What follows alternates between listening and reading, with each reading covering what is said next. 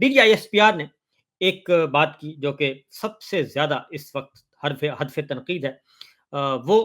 ہے جی افغانستان کا معاملہ، افغان پالیسی جو بہت زور شور سے وہ کہہ رہے ہیں کہ یہ جو سارا انہوں نے کہا کہ بدامنی ہو رہی ہے، پاک ایران بارڈر غیر محفوظ ہو گیا ہے، پاک افغان بارڈر غیر محفوظ ہو گیا ہے، ہمارے جوان شہید ہو رہے ہیں، ایف سی کے جوان شہید ہو رہے ہیں، حملے ہو رہے ہیں، یہ فتنہ الخارج ہے، فتنۃ الخارج وہ کہتے ہیں، وہ یہ سارا کچھ کر رہا ہے، اور فتنۃ الخارج جو ہے اس کو عمران خان صاحب کا یہ فیصلہ ہے کہ جی ان کو لا کے یہاں پہ آباد کیا جائے۔ تو یہ بات جو ہے بہت ہی شد و مت کے ساتھ بیان کی گئی، لیکن پہلی بات تو یہ ہے کہ اس وقت فتنۃ الخارج کا کوئی یہ ٹرمنالوجی اس وقت موجود نہیں تھی۔ اب جو میں آپ کے سامنے کچھ چیزیں رکھنے لگا ہوں وہ ذرا آپ دیکھ لیجئے گا۔ پہلی بات، پاکستان مسلم لیگ نواز کی طرف سے گواہیوں پہ گواہیاں آ رہی ہیں، اور یہ ہے جی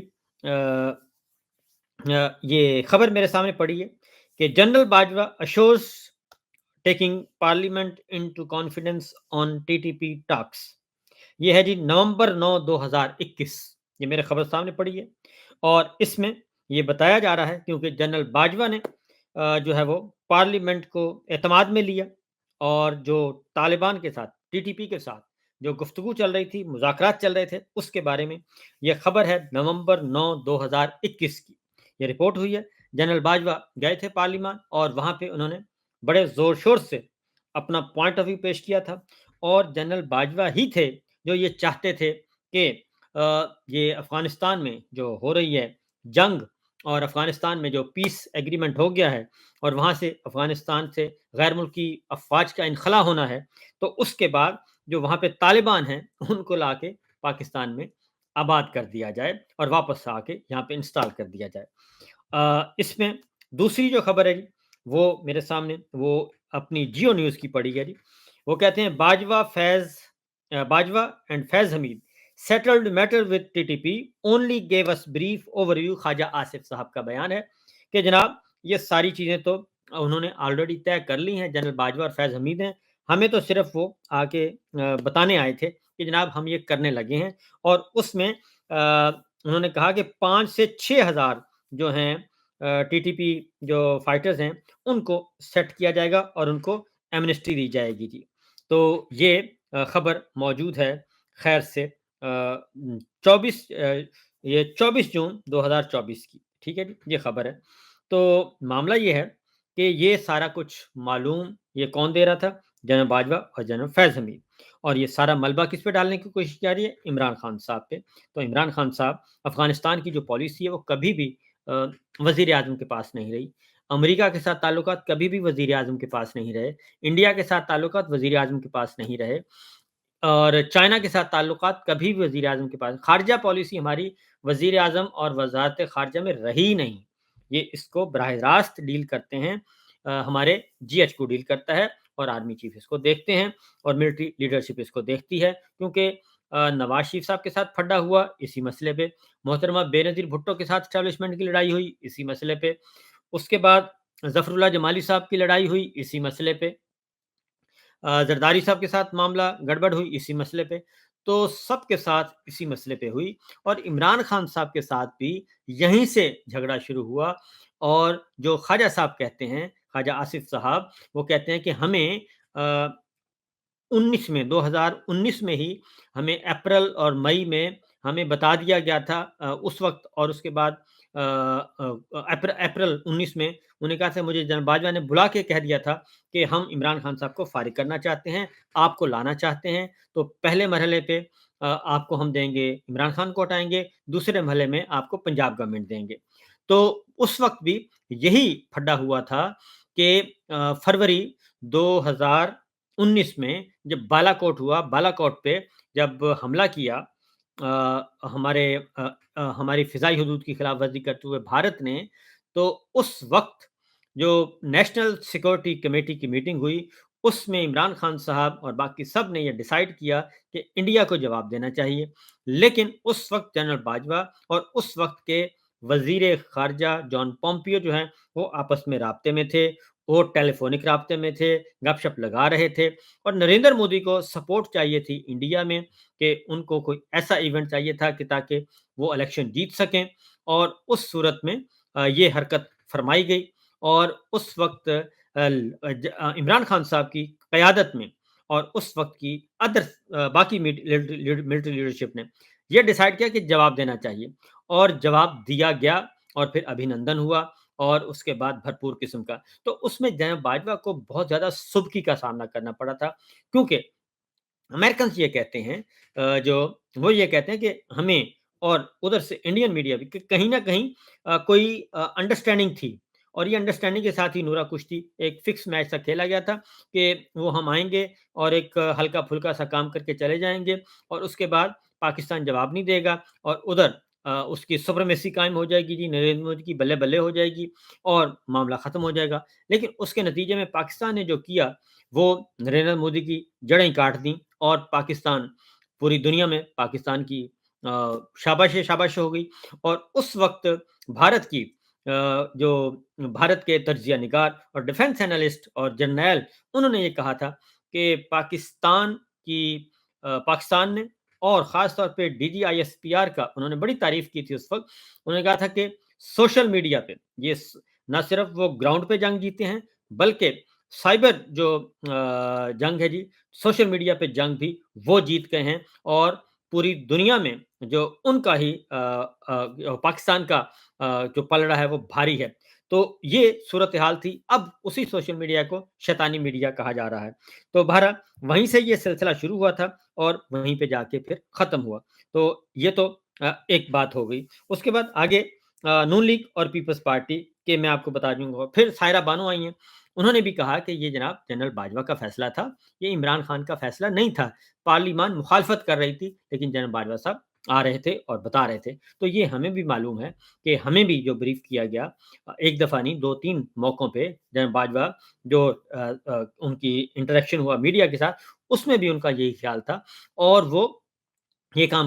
उनके उनके पास बड़े दलाइल थे कि जनाब इनको कहीं न कहीं तो हमने करना ही है। तो जो उनके ख़्याल में तो अब वो कहते हैं कि नहीं जनाब ये तो ये इमरान खान का नहीं है। बाकी जर्नलिस्ट जो हैं वो भी मैदान में आ चुके हैं और वो भी गवाहियों पे गवाहियाँ दे रहे हैं। हमारे जो दानिश्वर हैं वो भी इस सिलसिले में आ रहे हैं। इसके साथ-साथ जी जो सबसे इसमें मैं आपके सामने कुछ हक़ाइक़ रख देता हूँ और उस वक़्त के अख़बारात की जो रिपोर्टिंग है वो सारी की सारी सामने आ चुकी है कि उस वक़्त किसने क्या कहा। तो ये जो तालिबान के साथ एंगेज करने का प्रोग्राम है, ये रोज़नामा दुनिया की खबर पड़ी है और उसमें है कि जी तालिबान के साथ आइन के अंदर रहते हुए तालिबान के साथ मुज़ाकरात किए जाएँ। ये बड़ी पुरानी पॉलिसी है, जो चली आ रही है और इसको लेके चल रहे थे। ये जनरल राहिल शरीफ गए थे मिले थे जनाब गनी को जो सदर थे अफ़गानिस्तान के, उनको मिले थे प्रोफ़ेसर गनी और उनको भी उन्होंने यही बात की थी। इसी तरीके से श्री मज़ारी साहिबा का एक बड़ा है डॉन न्यूज़ की रिपोर्ट पड़ी है। जनरल बाजवा कल-अदम टीटीपी के ख़ानदानों को दोबारा पाकिस्तान में आबाद कराना चाहते हैं, श्री मज़ारी साहिबा ने उधर गुफ्तगू की। बाजवा और फैज़ ने टीटीपी के साथ मामला तय किए, हमें सरसरी सा ब्रीफ़ किया, ये जियो न्यूज़ ख़वाजा आसिफ साहब बता रहे हैं। तो military huddle discuss peace talks with TTP ये अगेन डॉन न्यूज़ की खबर पड़ी है जी कि ये उनके साथ गुफ्तगू करना चाहते थे। बीबीसी इसका एक और खबर है जी और वो भी इंटरनेशनल मीडिया की है जिसमें ये बात बताई गई कि पार्लियामेंट में जनाब बाजवा ने इसके बारे में ब्रीफ किया। तो सारी की सारी खबरें जो हैं इन फैक्ट उस तरफ जा रही हैं जो कि ये समझते हैं कि ये चीज़ें जो हैं इसी तरीके से आप कह नहीं सकते और अब आ गए हैं जनाब टीटीपी की वापसी का अमल रेजीम चेंज के बाद 2022 की गर्मियों में शुरू हुआ और ये इमरान खान का नहीं बल्कि जनरल बाजवा का मंसूबा था। जुलाई 2022 में टीटीपी के लोग नजर आने लगे जिसके खिलाफ मुराद सईद ने अमन तहरीक शुरू की। ये अजहर मिशवानी साहब बता रहे हैं और उसके साथ-साथ मुराद सईद साहब ने जी इसके बारे में तफ़सील से एक किया है पूरी बयान किया है क्योंकि वो उस वक़्त मेंबर थे कैबिनेट के। तो उन्होंने कहा है کہ D G I S P R کا دہشت گردی کے حوالے سے حالیہ بیان نہ صرف حقائق کے برعکس بلکہ گمراہ کن ہے۔ عمران خان اور ان کی کابینہ نے کبھی بھی افغانستان سے تحریک طالبان پاکستان کی واپسی اور آباد کاری کے حوالے سے پالیسی کی منظوری نہیں دی۔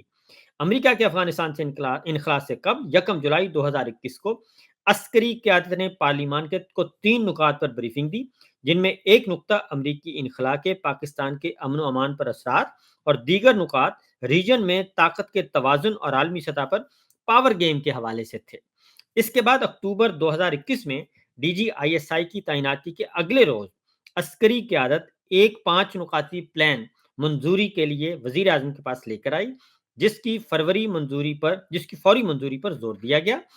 عنوان مذاکرات کا طریقہ کار تھا، مگر نکات طالبان کی واپسی کے تھے۔ مجھ سمیت، یعنی کہ مراد سعید کہتے ہیں کہ مجھ سمیت کابینہ کے دیگر اراکین جو زمینی حقائق سے آگاہی رکھتے تھے، انہوں نے عسکری قیادت کے پیش کردہ منصوبے پر اعتراضات اٹھائے، جن کا کوئی تسلی بخش جواب نہیں دیا گیا، بلکہ بھرپور کوشش کی گئی کہ بنا میم میخ کے ان پلان کی منظوری دی جائے۔ تاہم وزیر اعظم عمران خان نے ایسے کسی پلان کی منظوری دینے سے احتراز کیا جس میں بیش بہا قربانیوں کے بعد حاصل کردہ امن کے بربادی کا امکان ہو۔ اس میٹنگ میں موجود تمام وزراء گواہی دیں گے کہ میری باتیں اس وقت عسکری قیادت کو جتنی بھی ناگوار گزری، مگر جو سوالات میں نے اٹھائے اور جن خدشات کا اظہار کیا، میرے وہ تمام خدشات درست ثابت ہوئے۔ رجیم چینج کے بعد جون 2022 میں پی ڈی ایم حکومت کی منظوری کے بعد پہلا وفد افغانستان گیا، جس سے سب کو لا علم رکھا گیا۔ تب جب دہشت گردی کی واپسی کے متعلق میں نے بہت احتیاط سے سوال اٹھائے تو اس وقت کی حکومت اور آئی ایس پی آر کی جانب سے ایسی کسی پیش رفت سے مکمل لا علمی کا اظہار کیا گیا اور مجھ پر نہ صرف پروپیگنڈا کرنے کا الزام لگایا، بلکہ پہلے دبے لفظوں اور پھر کھلے عام دھمکیاں پہنچائی گئیں۔ ریاستی اداروں کی نیت بھانپتے ہوئے میں نے اپنی قوم سے رجوع کیا اور تاریخ میں پہلی مرتبہ ایک پرامن تحریک کے ذریعے ہم نے اپنے علاقوں کو ان عناصر سے خالی کرایا۔ تاہم مجھے بتایا گیا کہ یہ انخلاء عارضی تھا اور پھر برف پگھلنے پر گرمی تو بڑھے گی، مگر اس سے پہلے آپ کا بندوبست کیا جائے گا۔ حقائق اور بھی بہت ہیں اور اس حوالے سے باقی سیکوینس آف ایونٹس میری اگست 2022 سے 2023 تک کی تقریروں اور پریس کانفرنس میں مل جائے گا، مگر خلاصہ یہی ہے کہ عمران خان دور میں نہ ڈرون حملہ ہوا، نہ دہشت گرد آئے، نہ آپ کی غلط پالیسیوں کی منظوری دے کر قوم کو نئی جنگ کا ایندھن بنایا گیا۔ تو یہ ہے۔ اسی طریقے سے جو ہمارے مختلف جرنلسٹ ہیں وہ بھی D G I S P R کی ان باتوں کو کسی بھی صورت میں اون نہیں کر رہے، اور یہ صرف یہ ایک نقطہ بتا رہا ہوں جو D G I S P R نے سارا ملبہ ڈالنے کی کوشش کی آج اس معاملے میں۔